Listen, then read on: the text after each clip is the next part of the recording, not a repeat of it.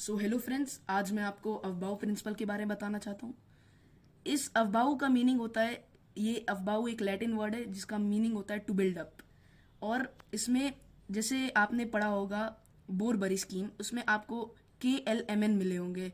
KLMN वो shell होते हैं, वैसे ही SPDF भी सब शेल हैं।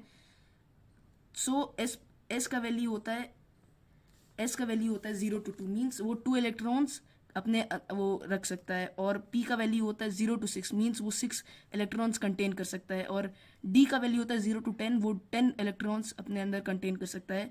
और F जिसका वो वैल्यू होता है 14, जो 14 इलेक्ट्रॉन्स अपने अंदर कंटेन कर सकता है। मीनिंग उसका कि वो उस ऑर्बिट पर, मतलब S orbit, sub shell, P sub shell, D sub shell, F shell, इन सब पे इनके जो वैल्यूज हैं उतने ही और इलेक्ट्रॉन्स कंटेन हो पाएंगे। तो एक टेबल देखिए आप, ये एक टेबल है 1s 2s 3s 4s 5s, फिर 2p 3p 4p 5p, then 3d 4d 5d, then 4f and 5f।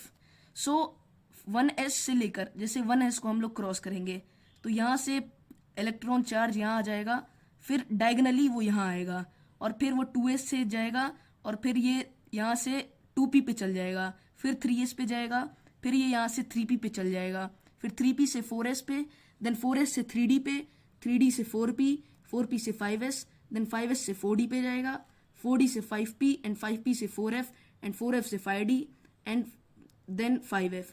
उसके आगे भी बहुत बन सकता है, लेकिन अभी हमें इतनी की ज़रूरत है। अभी मैं इसमें आपको 1 to 20 तक आपको मैं इलेक्ट्रॉनिक कन्फिग्रेशन भी बनाना सिखा दूंगा इस वीडियो में। So let's start friends.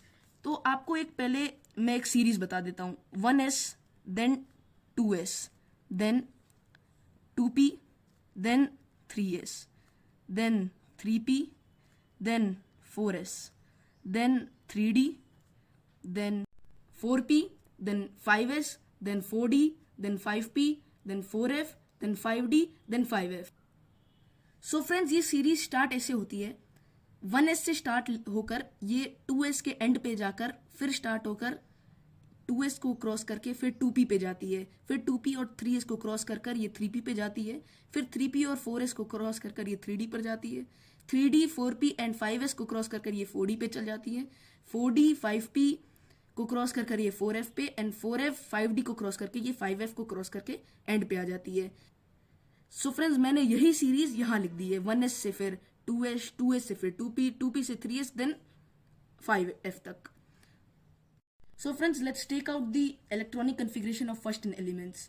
So friends, आपको पता है SPDF की मैक्सिमम वैल्यू क्या होती है? S की वैल्यू होती है 2, P की वैल्यू होती है 6, D की वैल्यू होती है 10 एंड F की वैल्यू होती है 14।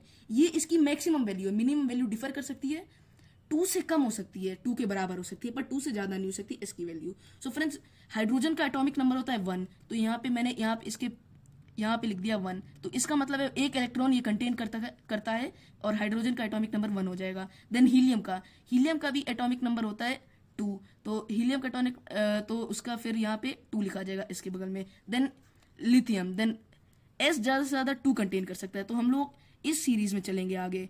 तो सबसे पहले हमने 1s2 लिख दिया, इसका एटॉमिक नंबर होता है 3, तो हमने 1s2 लिखा है।